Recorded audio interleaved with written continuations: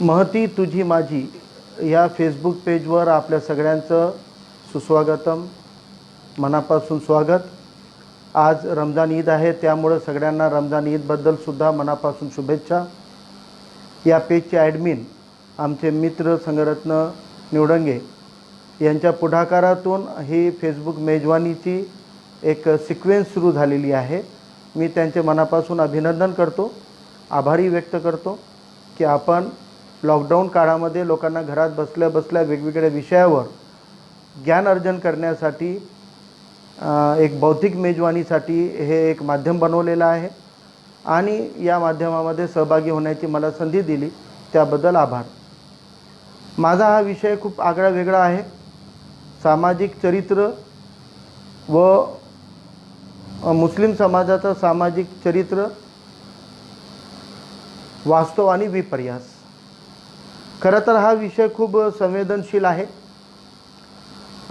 खूप नाजूक आहे।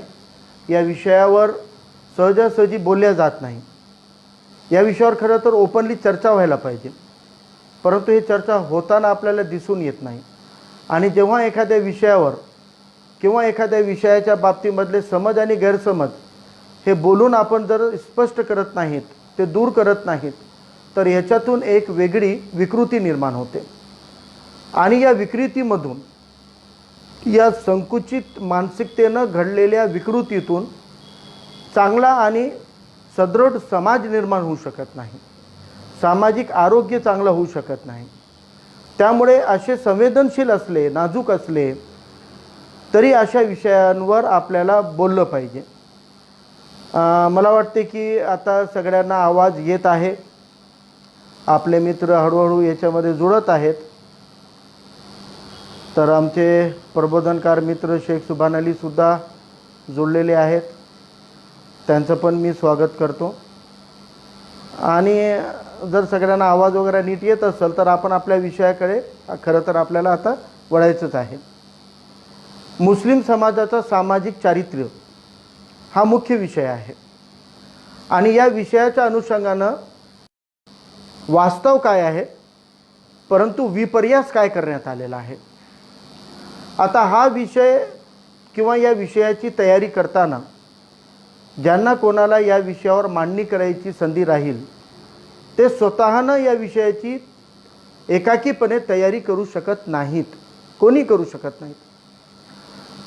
एक विषय कॉमन आहे, मुसलमानांचं सामाजिक चरित्र, पण त्या सामाजिक चरित्राबद्दल बघण्याचा आपला दृष्टिकोन काय आहे हे प्रत्येकाचा वेगळा वेगळा असू शकतो।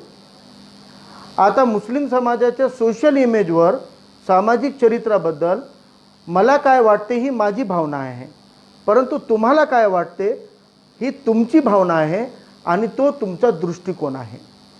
तुमचा दृष्टिकोन हे तुमच्या लहानपणापासून आत्तापर्यंतच्या सगळ्या शिकवणीतून, आपल्या निरीक्षणातून, आपल्या अनुभवातून, आपल्या लिखाणातून आणि वाचनातून, वेगवेगळ्या लेखाच्या वाचनातून हे आपली मानसिकता घडलेली आणि बनलेली आणि रुजलेली असते। आणि त्या मानसिकतेतून मुस्लिम समाजाचं चरित्र कसा दिसतो हा एकसारखी प्रतिमा प्रत्येकाची राहू शकत नाही, प्रत्येकाचा अँगल हा वेगळा वेगळा असू शकतो। मग आता तुम्ही जे मुस्लिम समाजाचं सामाजिक चरित्र बघत आहात, त्या सामाजिक चरित्रामध्ये काय काय विकृती तुम्हाला आढळून येते, काय काय विपर्यास त्याचा केला गेलेला आहे, मग त्या विपर्यासाचं वास्तव काय आहे हे मला मांडायचं आहे। पण वास्तव मी मांडण्याआधी मला तुमच्याकडून हे कळालं पाहिजे की मुस्लिम समाजाच्या सामाजिक चरित्राबद्दल काय नेमके विपर्यास तुमच्या डोक्यामध्ये आहेत, तुमच्या मनामध्ये आहेत, तुमच्या मानसिकतेमध्ये काय काय भावना अशा विपर्यासानं घडलेल्या आहेत। ही माहिती जोपर्यंत मला तुमच्याकडून येणार नाही, तोपर्यंत त्या विपर्यासांना दूर करणारी वास्तविकता मला मांडता जमणार नाही। त्यामुळे आपण एक छोटीशी टेस्ट घेऊया। एक छोटीशी टेस्ट अशी आहे की आपण काही सेकंदासाठी एकाग्रतेकडे वळा, किंवा काही लोक डोळेही बंद करून एकाग्र होऊ शकतात। आणि आपण एकाग्र होताना असं गृहीत धरा की तुमच्या डोळ्यासमोर एक पांढरा पडदा आहे, त्या पडद्यावर कोणतेही चित्र नाही आणि एकदम तुम्ही शून्य अवस्थेमध्ये आहात आणि आपल्या मनातल्या मनात जोरात तुम्ही मुसलमानचा उच्चार करा, जोरजोरात करा, मुसलमान मुसलमान. मग जेव्हा तुम्ही मुसलमान या शब्दाचा उच्चार करता, तुमच्या डोळ्यासमोर जे एक पडदा आलेला आहे एकाग्रतेतून, त्या पडद्यावर नेमकी काय प्रतिमा उमटते, तुम्हाला काय दिसते, मुसलमान म्हणल्याबरोबर तुमच्या मनामध्ये काय काय विचार येतात, ती मुस्लिम समाजाचं सामाजिक चरित्र आहे. जे तुमच्या डोळ्यासमोर मुसलमान उच्चार घेतल्याबरोबर, मुस्लिम म्हटल्याबरोबर जे तुमच्या लक्षात, जे तुमच्या मनात, जे तुमच्या डोक्यात जे चित्र येतो, तो चित्र हा मुस्लिम समाजाचा सामाजिक चरित्र आहे, सोशल कॅरेक्टर आहे. आणि तो सोशल कॅरेक्टर जो तुम्हाला आता दिसत आहे, त्याला तुम्हाला शब्दांकन करून लिहून काढायचं आहे की नेमकं तुम्हाला काय दिसलं. मुसलमान म्हणल्याबरोबर डोक्यात आधी काय आलं, कोणकोणत्या बाबी आल्या. आता या संदर्भात मी यापूर्वी एक प्रयोग केलेला आहे एक दोनदा, त्यामुळे मी जे कॉमन मुद्दे माझ्यासमोर आले होते, मी ते कॉमन मुद्दे घेऊन आपल्याशी चर्चा करणार आहे. कदाचित ते मुद्दे तुमच्याही मनामध्ये आले असतील, मुसलमानबद्द म्हणल्याबरोबर तुमच्याही मनात ते मुद्दे येऊ शकतात. तर असे किती मुद्दे आहेत हे आपल्याला चर्चेला पाहिजे, याची कोणती सीमा मी एकटा निश्चित करू शकत नाही. परंतु जे कॉमन मुद्दे आहेत, जे साधारणपणे सगळ्यांच्या मनामध्ये राहतात, अनेक जण बोलून दाखवतात, अनेक जण बोलून दाखवत नाहीत, अनेक जण तिरस्कारानं मांडतात, अनेक जण या संकुचित भावनेतून काहीतरी विकृतीला आलेले असतात आणि मग ते द्वेष आणि विद्वेष पेरायला लागतात. याच्यातून आपल्याला कळून चुकते किंवा या माणसाच्या मनामध्ये काहीतरी चुकीचे भ्रम आहेत, काहीतरी चुकीचे भ्रम पेरलेले आहेत आणि या माणसाची मानसिकता ही काहीतरी विपर्यासातून दूषित झालेली आहे.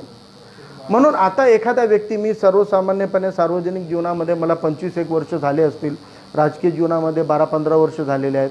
मला आतापर्यंत कोणी जर मुस्लिम द्वेष करणारा व्यक्ती आढळून आला तर मला त्याच्याबद्दल अजिबात राग येत नाही, मला बिलकुल त्याचा राग येत नाही.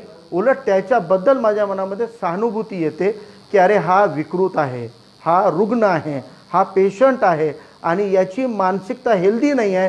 कारण याची कमकुवत झालेली या संकुचित मानसिकतेमध्ये कोणीतरी अशी संकुचित गोष्टीची, माहितीची पेरणी केल्यामुळे या व्यक्तीचं दृष्टिकोन हा दूषित झालेला आहे.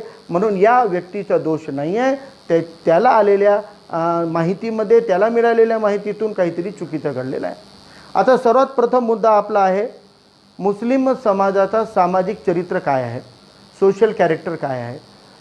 तर आता हा सोशल कॅरेक्टर हा खूप चांगला आहे असं मी अजिबात म्हणणार नाही. आजच्या परिस्थितीमध्ये, भारतामधल्या आजच्या परिस्थितीमध्ये किमान जे एक विद्वेषाचं वातावरण पेरलं गेलेलं आहे, जातीय तेढ निर्माण करण्याचा प्रयत्न जे राजकीय द्वेषातून समोर येत आहे, हे फक्त मुसलमानांचं चारित्र्य हा आंतरराष्ट्रीय स्तरावर असो किंवा राष्ट्रीय स्तरावर असो, हे खूप चांगलं नाही आहे. याला खूप विकृत करण्यात आलेलं आहे, याला खूप याच्यामध्ये दोष निर्माण करण्याचं काम हे पद्धतशीर झालेलं आहे. मग हे कसं बनलं, मुस्लिम समाजाचं सामाजिक चारित्र्य हा आपोआप बनला का, तर हा आपोआप बनलेला नाही, तो बनवण्यात आलेला आहे. मग मुस्लिम समाजाचा असा सामाजिक चरित्र, जे एक विकृत सामाजिक चरित्र निर्माण करण्यात आलेला आहे, तो सामाजिक चरित्र हा निर्माण कोण केला, जर निर्माण करण्यात आलं तर कोण निर्माण केलेलं आहे हे, तर हे एकट्या मुसलमानांनी केलं का, तर नाही. मुसलमानांचा याच्यामध्ये मुसलमानांचे सुद्धा दोष आहेत, मुसलमानांच्या सुद्धा चुका आहेत, परंतु एकट्या मुसलमानांच्या चुका नाहीत. मग जे जातीयवादी आणि धर्मांध शक्ती आहेत त्यांनी एकाकी केलं का, तर त्यांनी पण एकाकी केलेलं नाही, त्यांनी पण एकाकी केलं नाही. पण त्यांच्या याच्यामध्ये सिंहाचा वाटा आहे, त्यांच्या याच्यामध्ये मोठा भाग आहे, त्यांचं मोठं योगदान आहे. एक वेगवेगळ्या माध्यमातून वेगवेगळ्या पद्धतीनं या गेल्या, खरं तर हा इतिहास मुस्लिम समाजाच्या सामाजिक चारित्र्याला बिघडवण्याचं काम केव्हापासून सुरू झालं, तर हे 1857च्या नंतर सुरू झालेलं आहे. म्हणजे याचं मूळ जर शोधायचं झालं तर खूप मोठा इतिहास आहे. हे काही सोपी गोष्ट नाही आहे, हे या 2, 5, 10, 20 वर्षातलं नाही आहे. लोकांना वाटते की ते 1992ला बाबरी मशीद प्रकरणानंतरच हे प्रकरण वाढलं, अजिबात नाही. याचा रूट जे होता, याचे बी हे खूप पूर्वी पेरण्यात आलेले आहेत. आता 92 नंतर याचं पीक आलेलं आहे, पीक आलेलं आहे, वेगवेगळे पीक याचे राजकीय पक्ष घेत आहेत आणि त्यांनी बरोबर ते घडवून आणलेलं आहे. पण याची नेमकी सुरुवात जर आपल्याला शोधायची झाली तर याची सुरुवात ही तुम्हाला 1857च्या काळामध्ये दिसून येईल. 1857च्या पूर्वी तुम्हाला हे दिसून येणार नाही. त्यापूर्वी तुम्ही कोणताही इतिहास बघा, 1857च्या पूर्वी मुस्लिम द्वेषातून घडलेली एकही दंगल भारताच्या इतिहासात तुम्ही दाखवू शकत नाही. आता जगभराचं आपल्याला बघायचं नाही आहे, आपल्याला फक्त आपल्या देशाचं, आपल्या महाराष्ट्राचं बघायचं आहे. तर आपल्या देशामध्ये मुस्लिम समाजाचं चारित्र्य बिघडवण्याचं काम हे 1857 नंतर रीतसर सुरू झालं. पण हे सुरू कोण केलं, याची मुहूर्तमेढ कोण रोवली, याचा पाया कोण घातला, हे बी कोण पेरलं, तर याची मुहूर्तमेढ ही इंग्रजांनी लावली होती. इंग्रजांनी पाया भरणी केली होती.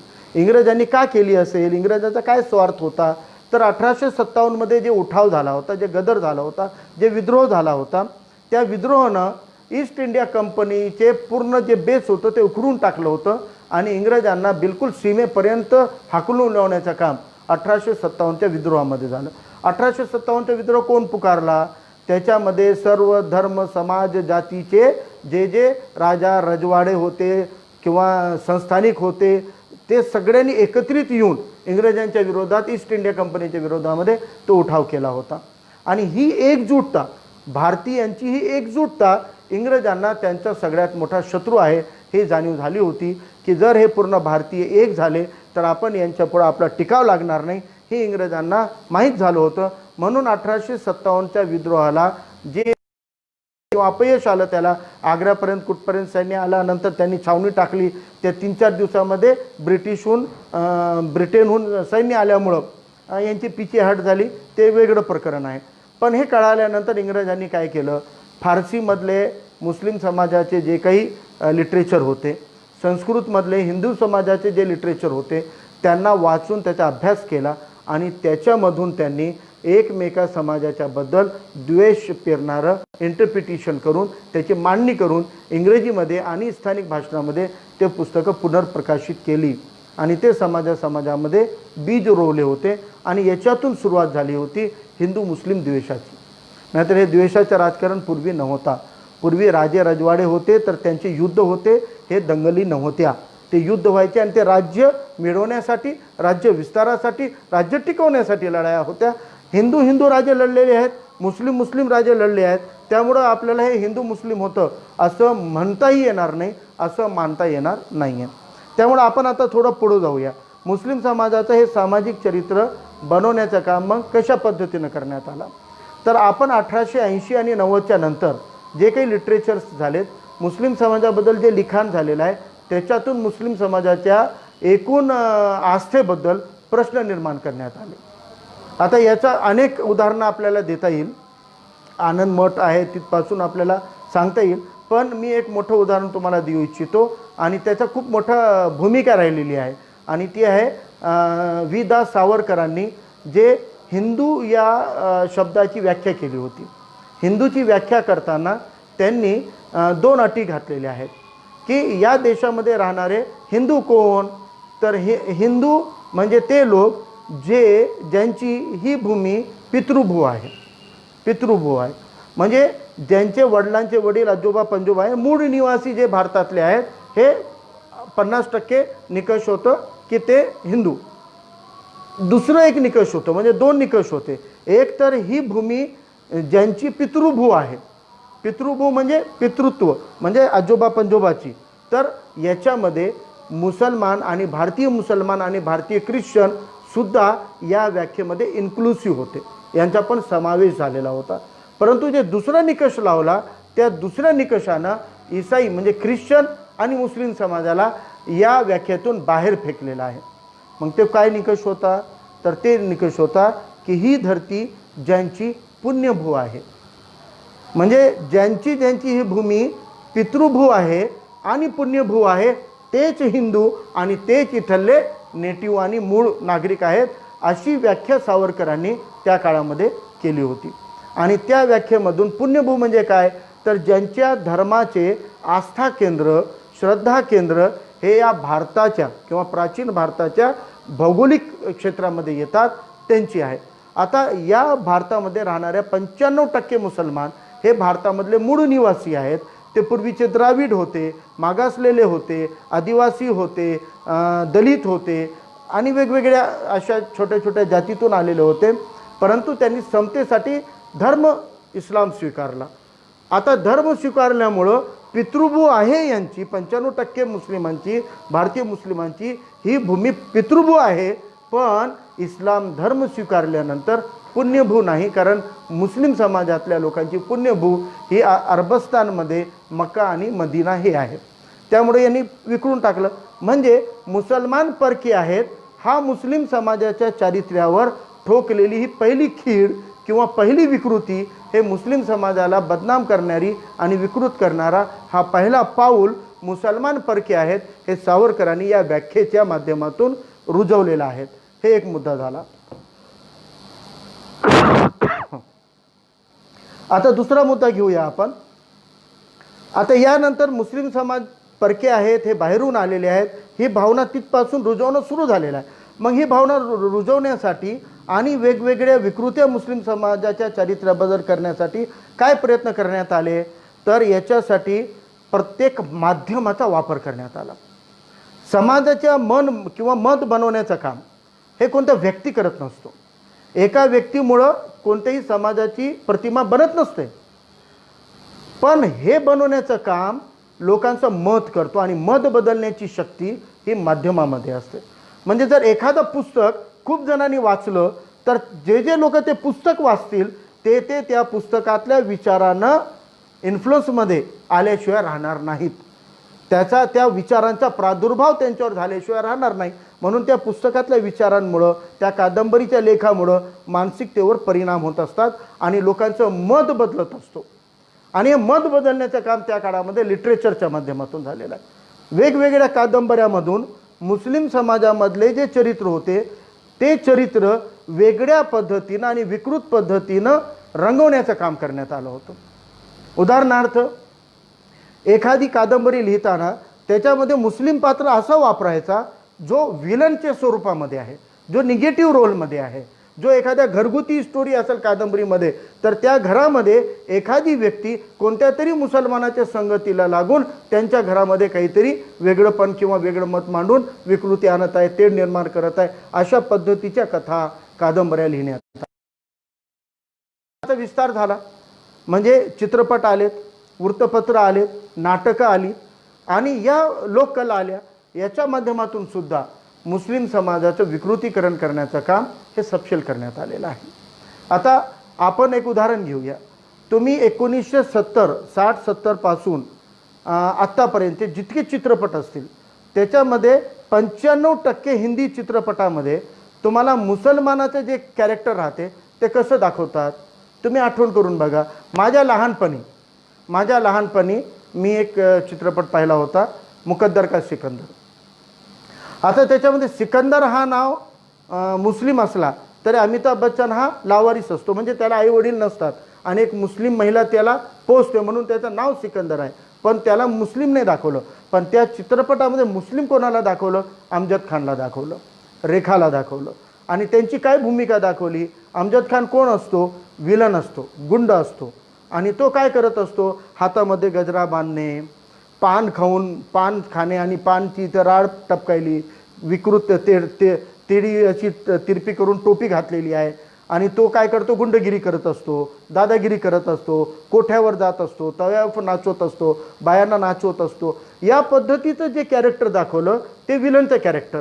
म्हणजे आता लोकांच्या मानसिकतेवर काय परिणाम होतात की मुसलमान कसा असतो? पान खाणारा, गजरा बांधणारा, कोठ्यावर जाणारा.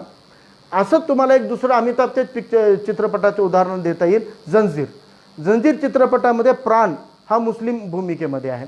आता प्राणचं काय नाव होतं त्याच्यामध्ये? शेर खान. आता ते चित्रपट बघितलेल्या प्रत्येक मुस्लिम व्यक्तीला अभिमान वाटायचा की हिरो अमिताभ बच्चनसोबत टक्कर देणारा हा शेर खान असतो. आणि अमिताभ बच्चन त्याच्यामध्ये डायलॉग म्हणतो की जिंदगी में पहली बार किसी मर्द से लड़ाई हुई है या हाथ मिला है. म्हणजे इतकी टफ फाईट अमिताभ आणि प्राणमध्ये होते. परंतु प्राणचे धंदे काय दाखवलेत? व्याज वसुली करणे, क्लब चालवणे, दारूचे अड्डे चालवणे. म्हणजे शेर खान आहे परंतु त्याचे धंदे हे नेमकं मूळ इस्लामच्या चौकटीच्या बाहेरचे आहेत. म्हणजे ते मानवतेच्या चौकटीच्या बाहेरचे आहेत. एका हेल्दी म्हणजे एक चांगल्या आरोग्यदायी समाजाच्या चौकटीच्या बाहेरचे आहेत पण मूळतः इस्लामच्या चौकटीच्या बाहेरचे सुद्धा आहेत. परंतु तो मुस्लिम चरित्र आहे. म्हणजे शेरखानचं जे चरित्र रंगवलं ते एक निगेटिव्ह आणि क्रिमिनल आणि गुन्हेगार स्वरूपाचं रंगवण्यात आलेलं आहे. याच पद्धतीनं या शृंखलेमध्ये तुम्ही कोणत्याही चित्रपटामध्ये बघितलं तर म्हणजे मास सायकॉलॉजीवर परिणाम करणारं जे माध्यमं राहतात त्या माध्यमाच्या माध्यमातून त्या माध्यमांचा वापर करून मुस्लिम समाजाबद्दलचं सामाजिक चरित्र रंगवण्यात आलेलं आहे. म्हणजे हे झालं सामाजिक चरित्र कसं घडलं मुसलमानांचं. तर हा रीतसर विद्वेष पेरणाऱ्या संकुचित मानसिकता असलेल्यांनी संकुचित माध्यमातून घडवलेला आहे. अजून एक माध्यम आहे असा इतिहास. खरं तर इतिहासाबद्दल आपली काय मानसिकता आहे. आपल्या सगळ्यांचा म्हणजे जे आस्था तुमची कोणतेही समाज धर्म जातीला तुम्ही बिलॉंग करत असाल पण तुम्ही हे ऐकलं आणि हे मानता की जो समाज आपला इतिहास विसरतो तो समाज आपला इतिहास घडवू शकत नाही हे आपण मानतो. त्यामुळे आपल्याकडे इतिहासाला अनन्यसाधारण महत्त्व आहे. खूप महत्त्व आहे. आपण इतिहासाला खूप महत्त्व देतो. आपण आपला क्या तारीख रही है, काय इतिहास राहिलेला आहे आपलं हे आपण कधी विसरायला नको. खरं आहे. पण आपण जे इतिहास वाचलो आपण जे इतिहास माहीत करून घेतला ते इतिहास खरं आहे का. तर मला वाटते की कोणत्याही समाजानं आत्तापर्यंत जे माहिती करून घेतलेला आहे तो इतिहास एकांगी आहे, सर्वांगी नाही. ते बॅलेन्सिंग नाही. ते ओरिजिनल किंवा वास्तवावर आधारित नाही. तो एकीकडे झुकलेला आणि शोकियांनी लिहिलेला आपल्याला मोठं करणारा इतिहास आहे. मग ते हिंदूसाठी लिहिलेला इतिहास असेल, मुसलमानांनी मुसलमानासाठी लिहिलेला इतिहास असेल, किंबहुना एखाद्या दुसऱ्या समाजानं त्याच्या समाजासाठी लिहिलेला इतिहास असेल तर स्वतःच्या समाजाला एक थोडं झुकतं माप देण्याचं काम या इतिहासातून झालं. म्हणून हा इतिहास आणि या इतिहासाला प्रमाण नसतो. ही म्हणतो आपण की इतिहासाला प्रमाण लावता येत नसतात.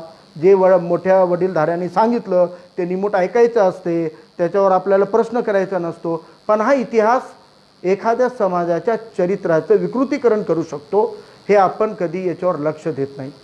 आता वास्तविक पाहता दोन्ही समाजाच्या इतिहासामध्ये एकांगी स्वरूपानं रंगवण्यात आल्यामुळं दुसऱ्या समाजाबद्दलची चुकीची माहिती आपल्या समाजामध्ये घुसवण्याचं काम हे संकुचित मानसिकतेतून घडवण्यात आलेलं आहे. आज उदाहरणार्थ आपल्याला जर सांगायचं राहिलं की इतिहासामधल्या अनेक कॅरेक्टर आहेत जे कॅरेक्टर प्रभावी आहेत, चांगले आहेत, पण त्यांना खोडण्यात आलेलं आहे. आता आपण उदाहरण घेऊया छत्रपती शिवाजी महाराजांचं. महाराष्ट्राचे कुलदैवत, आपल्या सगळ्यांचा स्वाभिमान हा शिवरायांमध्ये आहे.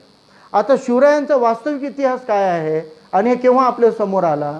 खरं तर महात्मा फुलेंनी शिवरायांची समाधी शोधून काढली. तिथपासून शिवरायांवर अनेक पोवाडे लिहिण्यात आले, अनेक ग्रंथ लिहिण्यात, कादंबऱ्या लिहिण्यात आल्या, अनेक वेगवेगळ्या पद्धतीचे सगळ्या पद्धतीचे साहित्य हे शिवाजी महाराजांच्या कर्तृत्वावर लिहिण्यात आलेलं आहे. परंतु आपल्याला शिवाजी महाराजांच्या चरित्रामध्ये तीनच कॅरेक्टर हे खूप गिरवून आपल्या मेंदूमध्ये घुसवलेले आहेत. एक कॅरेक्टर औरंगजेब, दुसरा अफजल खान, तिसरा शाहिस्ता खान. म्हणजे जे विकृत मानसिकतावाले धर्मांध शक्ती आहेत या धर्मांध शक्तींना छत्रपती शिवरायांचा कर्तृत्व हा तीन लोकांना सांगून दिसतो का. शिवरायाच्या पूर्ण कार्यकर्तृत्वामध्ये इतिहासामध्ये तीनच मुसलमान आहेत का. तर हे वास्तव नाही. हे आज आपल्या समोर आलेलं आहे.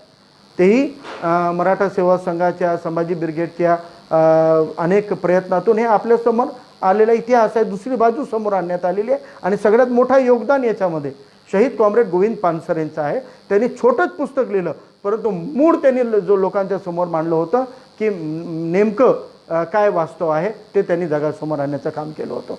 तर हे इतिहासाचा एक चांगलं उदाहरण आपल्याला सांगता येऊ शकते की इतिहासाच्या माध्यमातून सुद्धा विकृती घडवली जाऊ शकते. आता हे शिवरायांचं एकच उदाहरण खूप झालं. अजून एक घ्यायचं तर महात्मा फुलेंचं घेऊया. महात्मा फुलेंना स्वतःच्या वडिलांनी जेव्हा ते मनुवादी शक्तींच्या विरोधामध्ये जाऊन स्त्री शिक्षणाचं काम करत होते, तेव्हा त्यांना गावात घरातून हाकलून लावा, नाही तर तुमच्या परिवारावर आम्ही बायकॉट करू, हे काही भट त्यांच्या घरामध्ये त्यांच्या वडिलांना जाऊन आग लावण्यासाठी गेले होते. महात्मा फुलेंच्या वडिलांनी त्यांना सांगितलं की तू हे काम बंद करते. म्हणले मी करणार नाही. म्हणले घरातून निघून जाय. जेव्हा महात्मा फुलेंनी स्वतःच्या वडिलांचं घर सोडलं तर त्यांना आसरा देणारे कोण होते? ते कोणाच्या घरात राहिले? कुठून त्यांनी सावित्रीमाईला शिक्षणासाठी पाठवलं?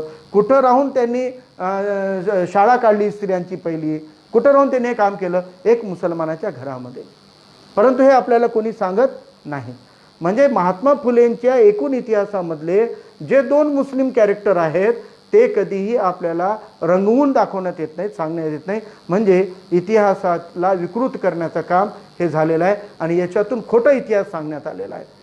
आज काही ठिकाणी आपण म्हणतो, आता तर अनेक मुस्लिमेतर लोक मोठमोठे आर्टिकल लिहू लागलेले आहेत की औरंगजेब हा आदर्श राजा होता म्हणून.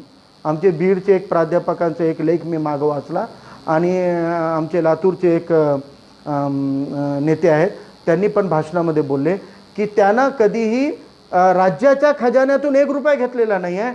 टोप्या शिवून आणि कुराण ग्रंथाचं लेखणी करून ते विकून जे पैसे यायचे त्याच्यातून त्याचा उदरनिर्वाह चालायचा. मग एकीकडे जर हे वास्तव आहे तर जे इतिहासामध्ये रंगवलेलं चरित्र आहे ते काय आहे? म्हणजे कुठेतरी याच्यामध्ये सुद्धा एक विकृती निर्माण करण्यात आलेली आहे. म्हणजे इतिहासावर जास्त मी खोलात जाणार नाही, आपला विषय बाजूला जाईल आणि हाच विषय खूप मोठा आहे खरं तर इतिहासाचा. पण हा एक मुद्दा आहे. म्हणजे आपण बघितलं की वेगवेगळ्या माध्यमातून हे कोणत्याही समाजाचं सामाजिक चरित्र हे बनतही असतो आणि बिघडवल्यासुद्धा जातो. विकृतीकरण, प्रसारमाध्यमाचं विकृतीकरण आणि धारणा निर्माण करून, जसं मी हिंदू व्याख्या सांगितली झाला, ग्रंथ, कादंबऱ्या, वेगवेगळे साहित्य याच्या माध्यमातून झालं, चित्रपट प्रसार माध्यमे त्याच्या माध्यमातून झालं, इतिहासाच्या माध्यमातून झालं, अशा वेगवेगळ्या. आणि एक आहे धर्म. धर्मामधल्या अर्धवट आणि चुकीच्या माहिती जगासमोर मांडून खूप मोठं सामाजिक चरित्र बिघडवण्याचं काम होतं आहे. आता मी हे सगळी मांडणी का करतो आहे तर मी काही कॉमन मुद्दे काढलेले आहेत. मी धर्माच्या मुद्द्यावर लगेच येतो 2 मिनिटामध्ये. तोपर्यंत आपण काय करूया, एक काही जे विपर्यास आहेत त्याबद्दल मी आधी चर्चा करतो. छोटे छोटे आहेत. एक आहे मुसलमान म्हणल्याबरोबर, माझ्या एका मित्रानं म्हणलं की मुसलमान म्हणल्याबरोबर माझ्या कल्पनेमध्ये 4 बायका 40 मुलं हे येतो. आता याच्यामध्ये किती वास्तव आहे हे तपासून बघायला पाहिजे. मला नाही वाटत की आपल्या भारतामध्ये एकही असा मुस्लिमेतर व्यक्ती असेल जे किमान 10-15 मुसलमानांना ओळखत नाही किंवा त्यांच्याशी मैत्री नाही किंवा ओळखत नाही असं एकही मुस्लिमेतर व्यक्ती नसेल. तुम्ही तुमच्या ओळखीच्या 10, 15, 20, 25, 50 मित्रांची यादी करा. यादी करून त्यांच्या घरी जा. त्यांच्या घरी जाऊन त्यांना विचारा की असं सहज गप्पा करता करता की तुमचं लग्न झालं का, किती लग्न झालेत, किती बायका आहेत, किती मुलं आहेत, किंवा तुमच्या वडिलांना किती बायका होत्या, तुमच्या वडिलांना किती मुलं आहेत, हे तुम्ही तुमच्या मित्रांना, तुम्ही ज्यांना ओळखता त्यांना विचारा. त्यांनी रागवणार नाहीत. आणि जर त्यांनी रागवलं ना तुम्ही मला फोन लावून द्या. पण विचारताना थोडंसं विनम्रपणे विचारा. एकदम भांडण्यासारखं विचारू नका, नाहीतर तो म्हणेल की हे काय मला उद्धटपणानं विचारतोय. तर आपण या पद्धतीनं जर माहिती स्वतः जाऊन काढाल तर 4 बायका आणि 40 मुलं हे अवास्तव आहे, हे भ्रम आहे, हे तुमच्या लक्षात येईल. आता इतिहासामधले काही दाखले दिले जातात किंवा अमुक जे प्रेषित होते यांना इतक्या बायका, त्यांना इतक्या बायका. मला एक सांगायचं आहे, पूर्वी लग्न हा फक्त गृहस्थी किंवा संसारापुरतं मर्यादित गोष्टी नव्हत्या. अनेक राजे महाराजांच्याबद्दल आपण ऐकलेले आहेत की राजा त्या देशावर जातो, हल्ला करतो किंवा या देशातल्या राजाची मुलगी त्याला लग्नामध्ये दिल्या जाते. याच्यामागं कारण काय असते? ते एक संबंध जोडण्याचं काम असतो, एक संपर्क वाढवण्याचं काम असतो. एक मोठ्या समुदायासोबत जर एखाद्या समुदायाची मैत्री करायची असेल तर त्याची कडी कशी जोडायची, म्हणून एखाद्या समाज प्रमुखाला तिथल्या समाज प्रमुखाच्या मुलामुलीमध्ये संबंध लावून देतात. म्हणजे याच्यातून एक रिलेशनशिप डेव्हलप होईल. खरं तर आपल्याला रिलेशन या शब्दाची, म्हणजे नातं या शब्दाची किंवा रिश्ता या शब्दाची व्याख्याच माहीत नाही आहे. रिलेशनची व्याख्या काय? आपण रिलेशन म्हणतो, हा माझा भाऊ आहे, हा माझा काका आहे, हे आमका मामा आहे. हे रिलेशनची व्याख्या काय? Relation is a commonness between amongst different option. म्हणजे वेगवेगळ्या गोष्टीमधला एक कॉमन संबंध जो असतो तो रिलेशन असतो. आणि हे दोन वेगवेगळ्या समूहांमध्ये जर काही संबंध निर्माण करायचे तर रिलेशन फॉर्म करण्यासाठी यांच्यामध्ये कॉमननेस असणं गरजेचं आहे. आणि ते कॉमननेस केव्हा येऊ शकतो? जेव्हा एकीकडला मुलगा मुलगी एकमेकांचं देवाणघेवाण झालं तर हे दोन समूहामध्ये संबंध जुळतो. याला रिलेशन म्हणजे हे एक विस्तार करण्याची पद्धत होती. वेगवेगळ्या समाजामध्ये राज्यामध्ये विस्तार करण्यासाठी सुद्धा लग्न करायचे. छत्रपती शिवाजी महाराजांना किती बायका होत्या, किती लग्न झाले होते याची माहिती काढा. मग ते मुसलमान होते का? म्हणजे याच्यावरून मी उदाहरण द्यायलो की छत्रपती शिवाजी महाराजांच्या काळामध्ये सुद्धा का लग्न केले शिवाजी महाराजांनी इतके? याच्यामागं काही ना काही कारण असतो. समाजात पुढे आदर्श ठेवायचा असेल, जर एखादा राजा त्या काळामध्ये एखाद्या छोट्या जातीतले मुलगी लग्न करून आणायचा, काय आणायचा? लग्न म्हणजे बायको असताना त्याला तो मेसेज द्यायचा होता की छोट्या समाजासोबत सुद्धा संबंध जोडायला पाहिजे, याला वाईट मानू नका. म्हणून एखादा राजासुद्धा तो लग्न करायचा. म्हणजे एकापेक्षा जास्त लग्न करणे हे फक्त वासनेपोटी नसतात, तर यामागं वेगळे कारण असू शकतात आणि ते आपल्याला इतिहासात गेल्याशिवाय कळणार नाहीत. म्हणून मला एक सांगायचं आहे की या मुद्द्यावर जे एक खोटं भ्रम आहे, विपर्यास आहे की 4 बायका आणि 40 मुलं, तर या संदर्भात आपण थोडंसं क्लिअर करायला पाहिजे. अजून एक विषय आहे, औरतांना गुलामांसारखी वागणूक देतात. हे खूप चुकीचा भ्रम आहे. खरं तर इस्लामचे जे कायदे आहेत हे कायदे कडक वाटत असले तरी ते कोणत्या परिस्थितीमध्ये निर्माण करण्यात आले हे सुद्धा आपल्याला बघावं लागणार आहे. की पूर्वीच्या काय आजच्याही काळामध्ये ती परिस्थिती मला वाटते की पुन्हा समोर येत आहे आपल्या, की कोणत्याही स्त्रीकडे बघण्याचा दृष्टिकोन हा चुकीचा असायचा. स्त्रीला एक वेगळ्या लंपटपणाच्या दृष्टिकोनातून बघणाऱ्यांची संख्या प्रत्येक काळामध्ये राहिलेली आहे. आता ती पूर्वी खूप होती, मधात काही अंशी लोकांमध्ये एक वेगळी हे आलं होतं, मॉरॅलिटी आली होती, ती अजून कमी होताना दिसतंय आपल्याला. ज्या पद्धतीनं अत्याचार हिंसक बलात्कार घडत आहेत त्यावरून, तर एक विकृती समाजामध्ये स्त्रियांकडं फक्त वासनेच्या दृष्टीनं बघण्याचा दृष्टिकोन होता. मग याच्या चांगल्या घरची असो की वाईट घरची असो सगळ्यांना एका दृष्टीनं बघायचं. याच्यामध्ये फरक व्हावा म्हणून पर्दा सिस्टम आला की तुम्ही घरातून बाहेर म्हणजे घरातून बाहेर पडण्याची जर सक्ती राहिली, न पडण्याची राहिली असती, बुरखा हालत नसताना. म्हणजे स्त्रियांना घरातून बाहेर पडण्याची मुभा होती आणि ती मुभा होती म्हणून बाहेर पडताना चांगली स्त्री आणि वाईट स्त्रीमध्ये फरक कशावरून कळावं म्हणून ते आदेश आलेला होता की तुम्ही चादर नेसून बाहेर पडा, जेणेकरून लोकांना तुमच्याकडे अरे हे चांगल्या घरची स्त्री आहे, याला आपण वाईट बघू नये, असं काहीतरी संदेश जावा या हेतूने ते सिस्टम सुरू करण्यात आलं होतं. आता तलाकबद्दल वगैरे खूप चर्चा झालेली आहेत. खरं तर इस्लाममधलं लग्नाची कन्सेप्ट आणि हिंदू धर्मामधली लग्नाची कन्सेप्ट ही मूळतः वेगळी आहे. हिंदू धर्मामध्ये लग्न 7 जन्माचं बंधन आहे. तर 7 जन्म ज्याला निभवायचे त्याला मग सोडायचा प्रश्नच नाही. आणि इस्लाममध्ये लग्न हा कॉन्ट्रॅक्ट आहे, ॲग्रीमेंट आहे. म्हणजे जिथं ॲग्रीमेंट होतो तिथं ॲग्रीमेंट तुटू शकतो, बीच ऑफ ॲग्रीमेंट होऊ शकतो, करार होतो, करार तुटू शकतो, परंतु 7 जन्माचं बंधन आहे, तुटू शकत नाही. म्हणून तिथं तलाकचं कन्सेप्ट नाही आहे. तर तलाक नसल्यामुळं किंवा 7 जन्म निभवायचं आणि याच जन्मात जर आपल्याला निभवणं अशक्य झालं तर तिला पेटवून देण्यापेक्षा तिला सोडून टाका, हा पर्याय इस्लामनं दिलेला आहे. की तुम्ही एकतर एकमेकासोबत जुळवून घ्या, जुळतच नसेल तर स्त्रियांनाही अधिकार आहे पुरुषाला सोडायचं, पुरुषालाही स्त्रीला सोडायचं. परंतु याची पूर्ण माहिती हे कोणी घेत नाहीत, कोणी देत नाहीत. याच्यावर या मुद्द्यावर चर्चा न करता आपण राजकीय प्रेरणेतून चर्चा करतो, म्हणून मला वाटते की थोडंसं चुकीचं होतं आहे. आता एक मुद्दा आहे मुसलमान हिंसक असतात म्हणून. आता खरं तर हाच मुद्दा आणि मी आधी तुम्हाला धर्माबद्दल जे बोललो होतो तो मुद्दा मी जोडून घेणार आहे. मी सगळ्यात आधी तुम्हाला एक छोटीशी कहाणी सांगतो.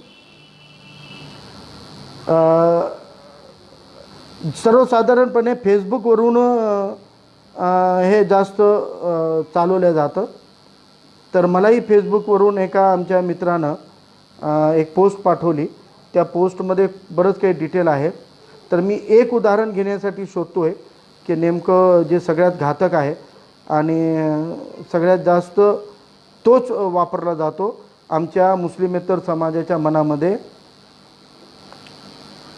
आता याच्यामध्ये बघा काही आयतीचा नंबर दिलेला आहे. आयत काय असते तर हे कुराण शरीफ जी आहे ती अल्लाहची वाणी आहे. ती पैगंबर साहेबाच्या माध्यमातून अल्लाहनं जे आदेश दिलेत ते आदेश पैगंबर साहेबाच्या माध्यमातून जगासाठी आलेले आहेत, मुसलमानासाठी नाही. म्हणजे अल्लाह आणि पैगंबर साहेब केवळ मुसलमानांसाठी नाही, एकूण मानवतेसाठी आहेत. आणि कुराण शरीफसुद्धा सर्वांसाठी म्हणजे एकूण मान्यतेसाठी, एकूण मानवतेसाठी ते आलेलं आहे. याच्यामध्ये जी पूर्ण चॅप्टर आहे, जे धडा आहे त्याला सूरा म्हणतात. आणि त्या चॅप्टरमधले जे आतमध्ये पॅरेग्राफ आहेत त्याला आयत म्हणतात. म्हणजे एक आयत हा एक पॅरेग्राफ गृहीत धरता येईल आणि वेगवेगळ्या आयतींचा समूह म्हणजे सूरा. तर आता जे रेफरन्स दिला जातो 2.98 म्हणजे सूरा नंबर 2, 98 काय आहे त्या 2 नंबरच्या चॅप्टरमध्ये सूरामध्ये 98 नंबरची आयत असं. तर एक खूप चांगली पोस्ट सोशल मीडियावर व्हायरल होते. याच्यामध्ये 15-20 सूरत आणि आयतचं रेफरन्स दिलेला आहे. आणि काय दिलं बघा, एक उदाहरणार्थ सूरा आयत 2 म्हणजे दुसऱ्या सूर्यामधली 98वी आयत. आणि समोर काय लिहिलेलं आहे फक्त ऐका तुम्ही, अल्लाह गैर मुस्लिमों का शत्रु है. काय अर्थ दिलं त्यांनी, अल्लाह गैर मुस्लिमों का शत्रु है, म्हणजे इतकंच दिलेलं आहे. आता याचं मी तुम्हाला पूर्ण वास्तव सांगतो की ही आयत एक ॲप आहे बघा, इस्लाम 360. तुम्ही तुमच्या व्हॉट्सअपला डाउनलोड करू शकता. मी शेवटी त्याचं तुम्हाला डिटेलही देईल. आता बघा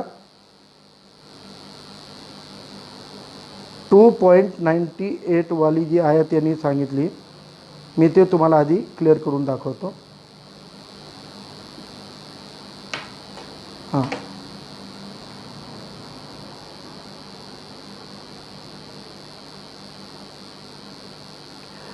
हे बघा आयत नंबर सूरत नंबर 2 आयत नंबर 98 म्हणजे 2.98 जे अरबिकमध्ये आयत आहे. मी त्याचा फक्त तुम्हाला अर्थ सांगतो हिंदीमध्ये. जो कोई दुश्मन हो अल्लाह का और उसके फरिश्तों का और उसके रसूलों का और जिब्राइल व मिकाइल ये फरिश्त्यांचे नाव आहेत का, तो अल्लाह ऐसे काफिरों का दुश्मन है. म्हणजे याच्यामध्ये हे म्हणलेलं आहे की जे अल्लाहला स्वतःचं दुश्मन मानतो. आता जे अल्लाहला स्वतःचं दुश्मन मानतात, अल्लाहचे जे देवदूत आहेत, फरिश्ते आहेत, त्यांनाही आपलं दुश्मन मानतो. अल्लाहने जे प्रेषित पाठवलेत त्यांनाही आपला दुश्मन मानतो, तर अल्लाह त्यांचा दुश्मन आहे. म्हणजे यांनी तर आधी जे दुश्मन मानतो त्यानं स्वतःहूनच दुश्मनी स्वीकारलेली आहे ना.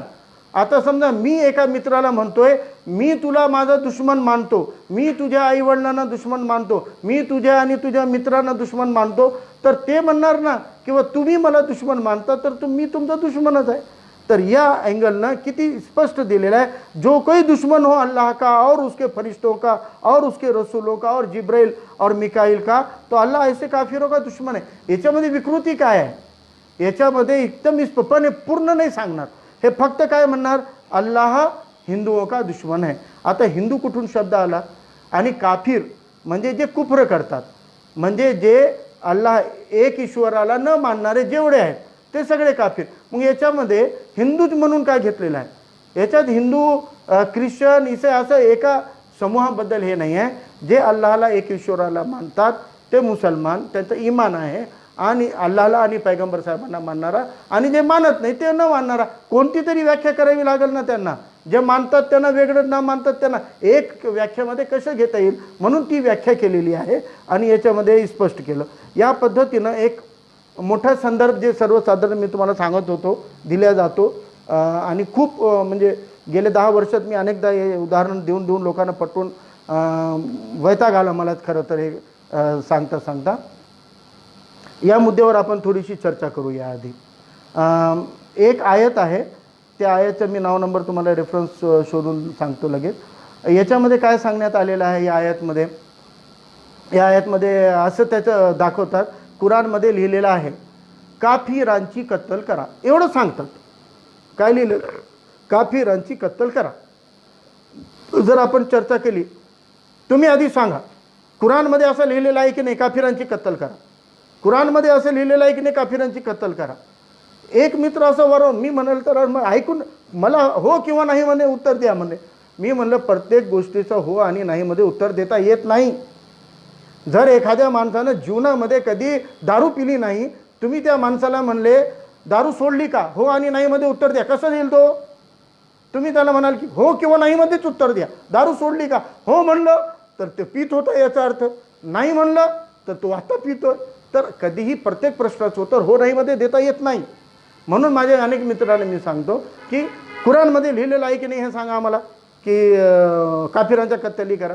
मी त्याला म्हणलं जर हे तू सत्य मानत असेल तर गीतामध्ये लिहिलेलं आहे म्हणलं की आपल्या भावांची कत्तल करा म्हणून, चुलत भावांची कत्तली करा म्हणून.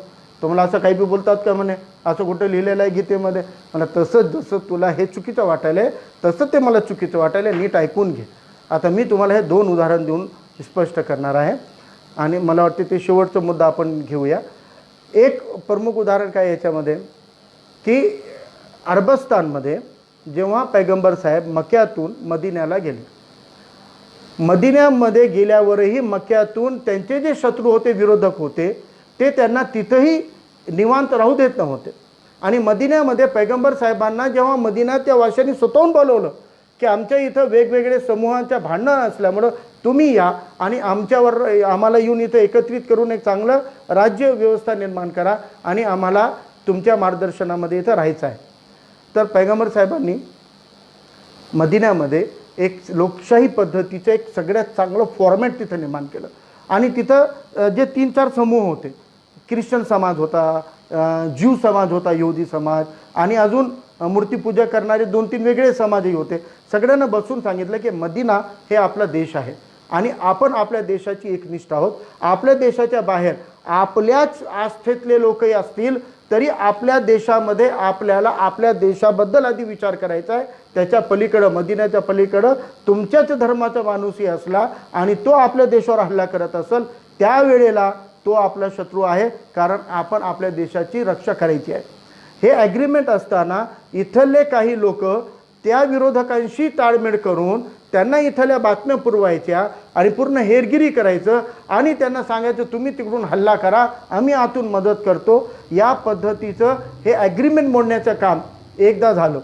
याच्यातून लढाई झाली, आक्रमण झालं मदिनावर. आक्रमण झाल्यावर पैगंबर साहेबांनी डिफेन्सपोटी त्या आक्रमणाचं उत्तर दिलं, शत्रूंना हरवलं आणि परत केले.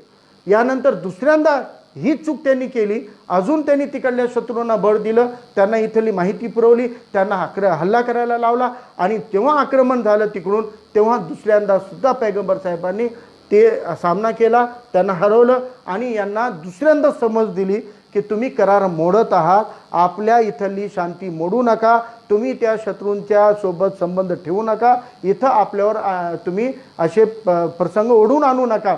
दुसऱ्यांदाही त्यांना माफ केलं, काही शिक्षा दिली नाही. आणि जेव्हा तिसऱ्यांदा सुद्धा हे घडलं तेव्हा पैगंबर साहेबांना आदेश आलं की तुम्ही यांना 1दा-2दा संधी दिली तरी हे सुधारले नाहीत, तुम्हाला या लोकांवर आता विश्वास करता जमणार नाही, या लोकांच्या विरोधामध्ये तुम्हाला लढावं लागेल, यांना संपवावं लागेल. आता हे विस्तारामध्ये ही स्टोरी आहे. आता हीच स्टोरी अशी एक उदाहरण आपल्याला गीतामध्ये सापडतो, महाभारतामध्ये. काय सापडतो? जेव्हा कृष्णाने अर्जुनला सांगितलं की जे समोर आहेत ते शत्रू, त्यांना वार कर, त्यांच्यावर त्यांची हत्या कर, त्यांना मारून टाक, तेव्हा अर्जुन म्हणला अरे नाही नाही, हे तर माझे आजोबा पंजोबा आहे, पितामह भीष्म, मी यांना कसं मारू? हे तर माझ्या काकाचा मुलगा आहे, हे माझं अमुक भाऊ आहे, ते माझं तमुक भाऊ आहे, मारायचं मी आपल्या भावांना, आपल्या चुलत्यांना मारायचं? हे शक्य नाही. तेव्हा कृष्ण काय म्हणला अर्जुनला?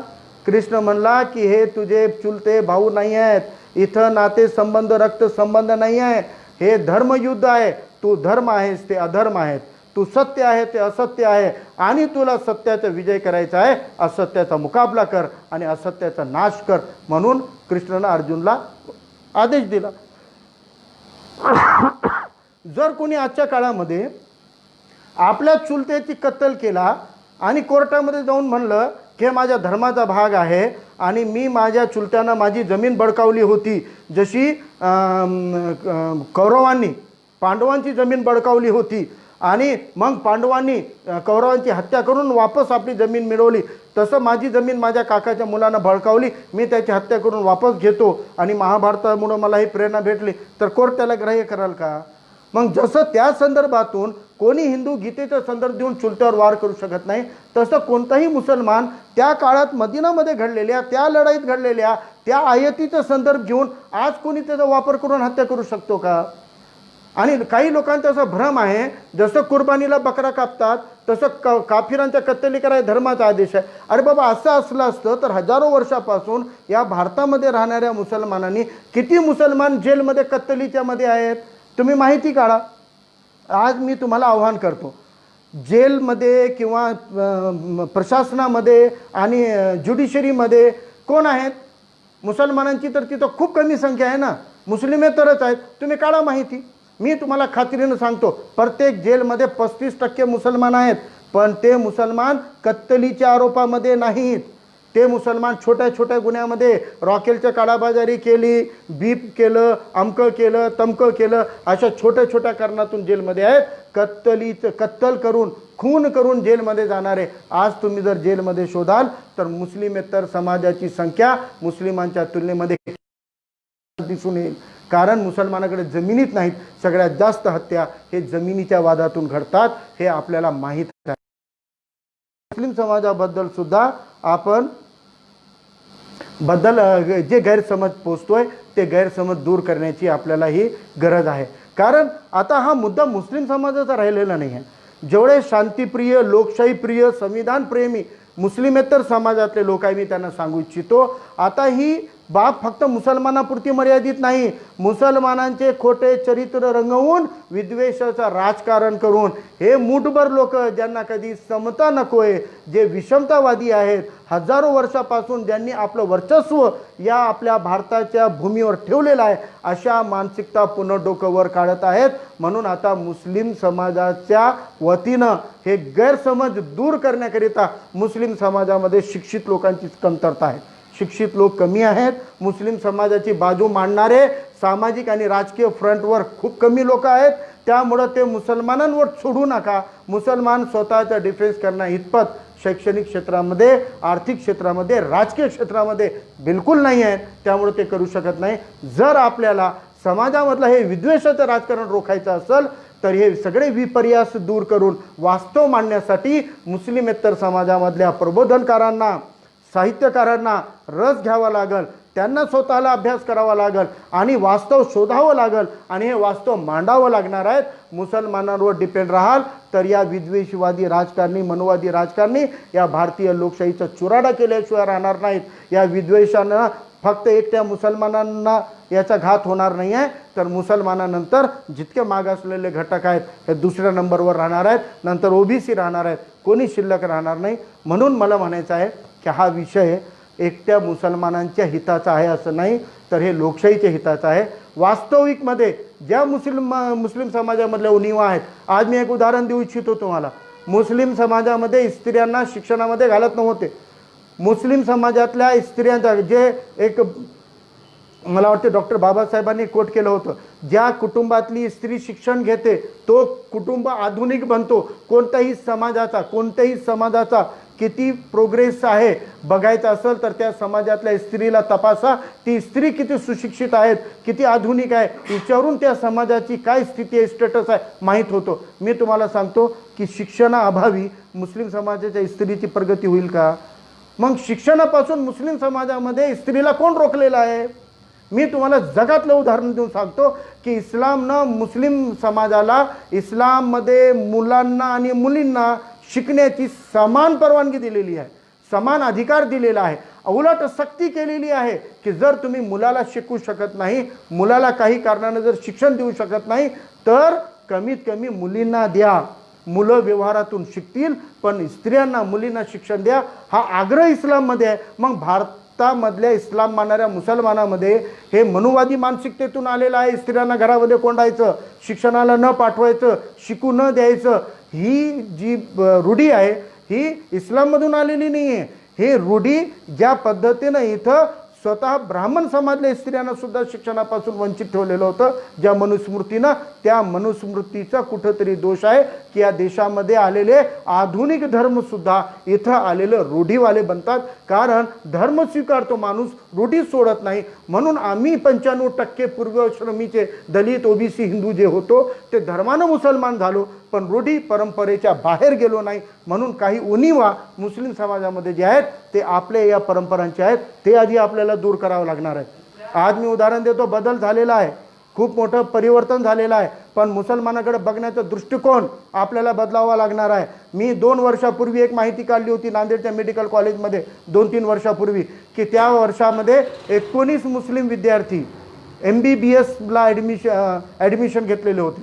19 मुस्लिम विद्यार्थी MBBS शिकत होते नांदेडच्या मेडिकल कॉलेजमध्ये. आणि जेव्हा मी त्यांचं लिंग्विस्टिक माहिती काढली, त्यांची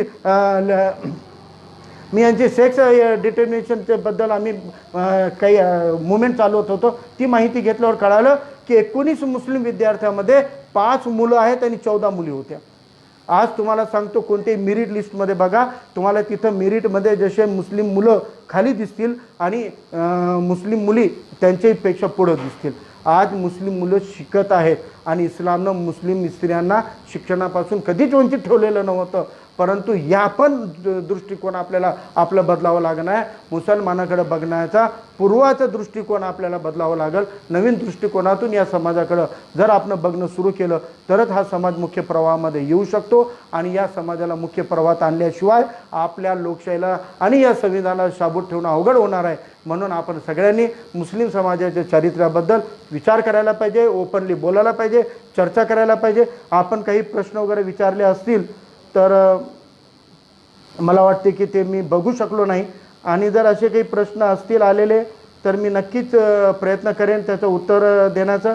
आणि किंवा तुम्ही नंतरही जर आमच्या ॲडमिनला मेसेज करून काही प्रश्न पाठवले तर मी नक्की त्या सगळ्या प्रश्नांना घेऊन पुन्हा एकदा आपल्यासमोर येईन.